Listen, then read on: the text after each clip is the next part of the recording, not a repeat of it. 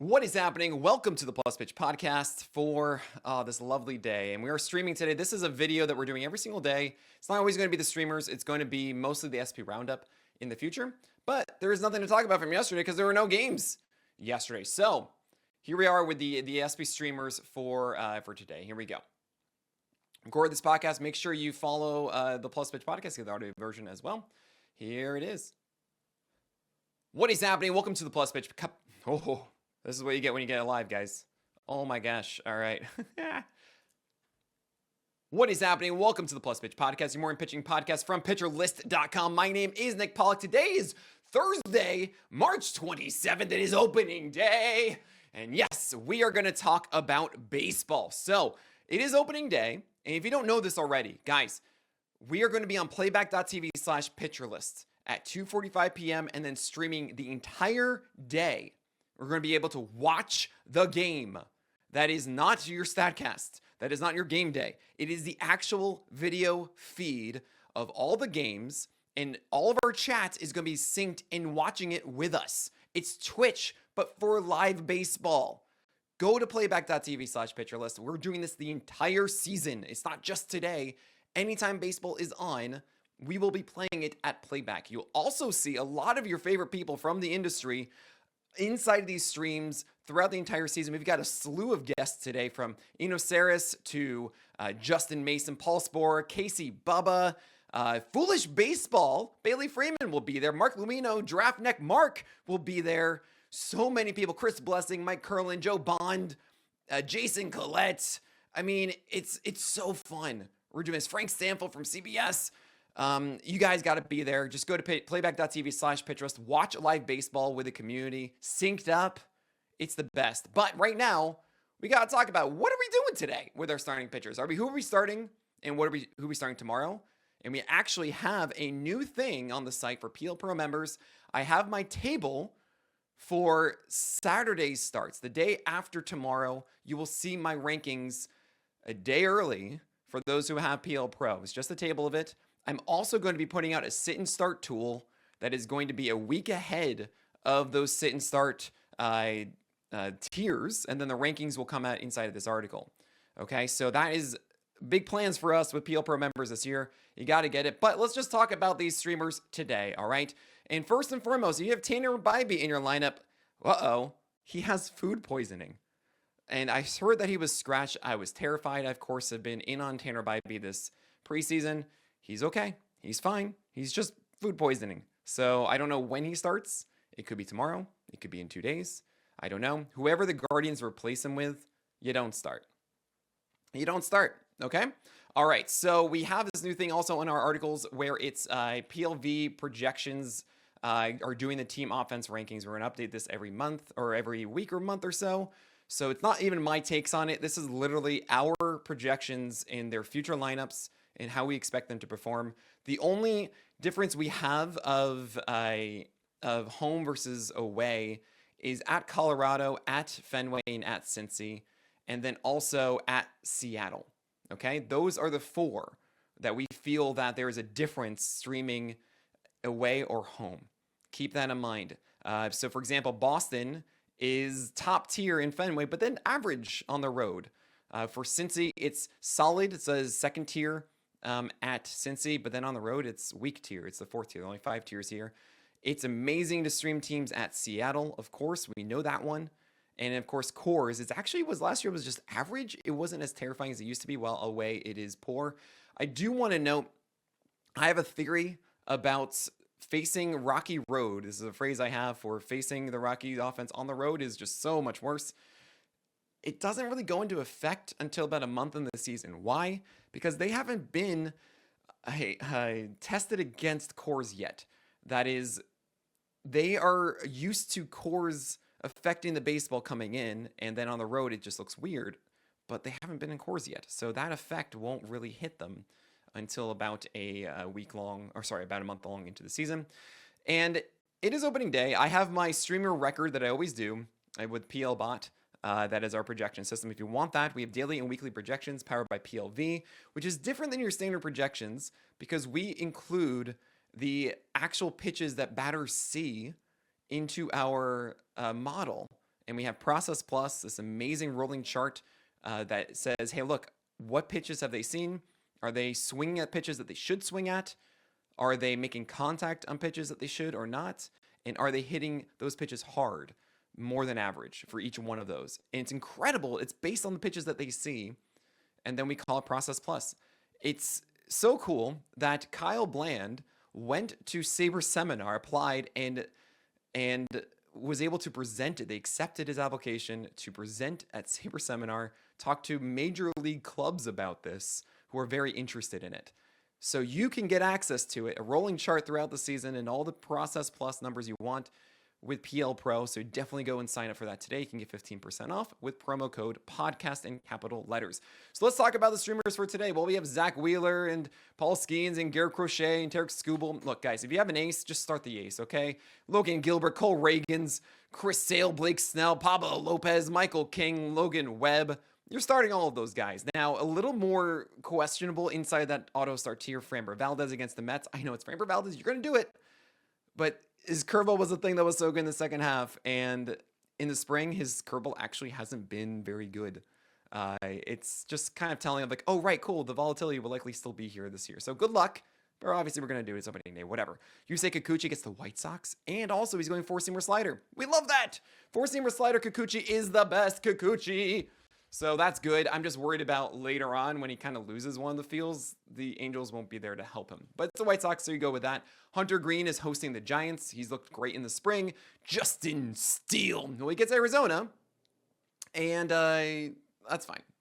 I don't love the matchup, but fine. Sandy Alcantara is against Pittsburgh. This looks like it should be amazing, except that I don't know how long the Marlins are going to let him go. Like, please just go 5 at least, if not 6. I don't know. I don't think that they're going to let him be unleashed as they want to trade him. It's been so confusing. I can't wait. Carlos Rodon against the Brewers should be fine. Sonny Gray, Freddie Peralta both have looked really bad this spring. I mean, especially Peralta's last start, and Sonny Gray's down 2 ticks. But it's the spring. You know, with all these guys, it's just kind of like, I am a little worried, but I'm not going to say it's definitely a problem right now. If you want to be safe in the first weekend, you generally get lower performance across the board the opening weekend of the season, just as a matter of experience here. So maybe you'd want to. It's up to you. I'm just going to go for it because, yeah, it's fantasy baseball. Just have fun. All right? You want to be able to root for these guys. Zach Gallen's also in that auto start tier against the Cubs. I don't love him completely, but whatever. He can go 6 innings. It'll be fine. He has good defense behind him. You're going to do it. Nathan Eovaldi, I think, is getting overlooked a little bit, generally in drafts, and he gets Boston on the road. It's in Texas. That should be fine. Probable start tier is Zach Eflin against the Jays. I know I don't love Eflin as much as others, but I think that Eflin's mid, and it's just riskier than I would like. Probable start versus questionable start is defined by which one is it leaning closer to? That is, probable start means I'm leaning favorably towards starting, and questionable start means I'm leaning against towards sitting, right? It's not just auto, like obviously, or do not start. Like, guys really don't do this. So probable start means in most situations I'm still going to start Eflin, but if I had to bench somebody, it's clearly Eflin to me. Luis Severino is going into Seattle. I'm assuming that the park effect is still active, so Severino should have a good situation here. And Clay Holmes, the Adobe, because it's Clay Holmes, is in Houston against the Astros. Are the Astros as terrifying as last year? No Bregman, but Christian Walker should be there, and maybe Altuve isn't as good, but Cam Smith is there. It's not a fun matchup. But Clay Holmes has looked pretty good, and you're going to be excited, and you're going to probably do that.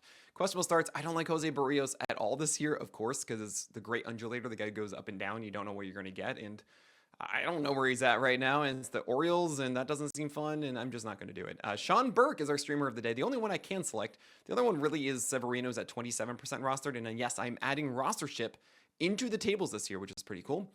So you can check that out on the website. Of course, you know, every day I post this streaming article. Sean Burke against the Angels is a decent stream. It's kind of fun to see, like, hey, is this good? And you'll make that early decision, and then you can drop him, right? So that's the only reason I'd really be encouraged to have Sean Burke. And if you have him here, just whatever, just let it go and see how it goes. He was at 94 in the spring, though, and that does surprise me because a guy like Sean Burke, I would think, would actually be at their peak velocity in the spring to prove themselves. You know, they're younger. They're not trying to save bullets as much. They're trying to be like, no, I'm going to be the best I can right now and showcase that early in my career. So I'm a little worried that he's not going to be able to get back up to 96 as we saw last year. We'll see how it goes. Hopefully the slider and curve, which aren't the greatest stuff numbers, are still getting those whiffs. Mackenzie Gore is also in that questionable start tier. He's the last ranked one because we have no do not starts, which is kind of cool. It's opening day. Thank you so much. Mackenzie Gore is a hipster to me. That is a cherry bomb, but not someone you actually want to hold on to. Hipster stands for a headache-inducing pitcher stifling the entire roster. He's going to be good at some games, bad others, and you don't know what to do. And it's the Phillies.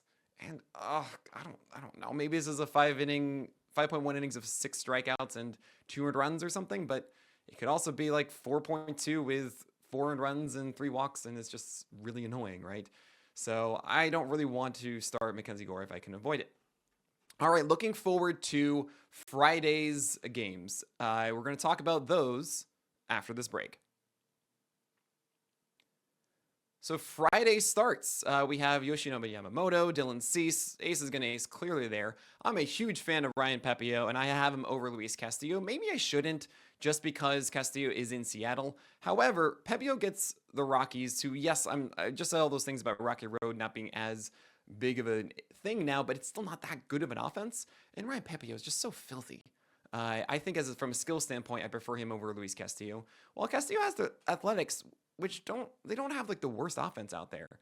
So it's a little, I feel like Castillo will go a little bit longer. Then again, he also had diminished velocity this spring. He always is a slow starter. It's just all a little bit like, we'll see.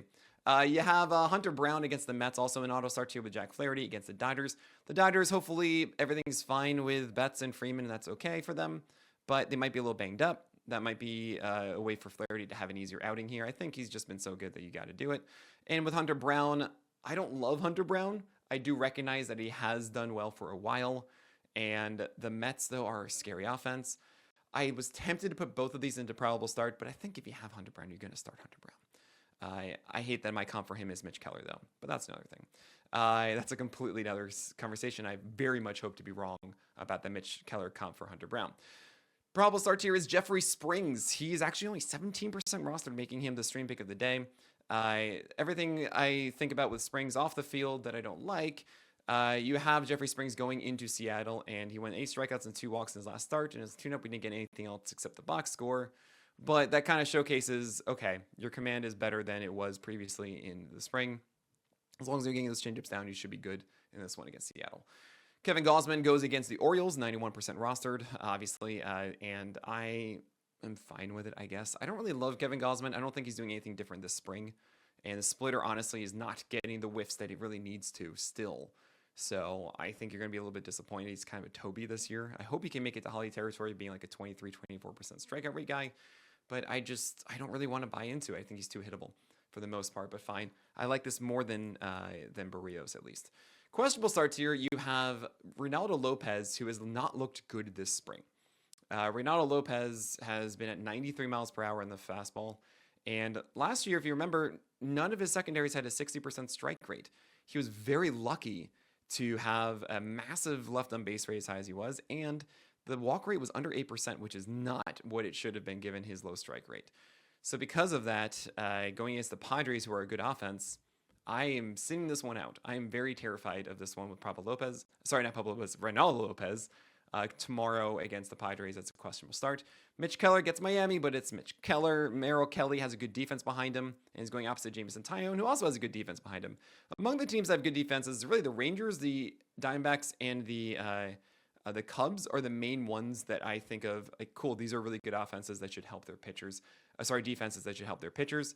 I'm sure there is another one, and one of the things about the whole season is that you got to figure out which teams have the elite defenses, because you'll figure out soon that they will have a sneaky pitcher on that team. And it's been Miles Michaelis in the past. It's been Merrill Kelly in the past. It's been Javier Assad in the past.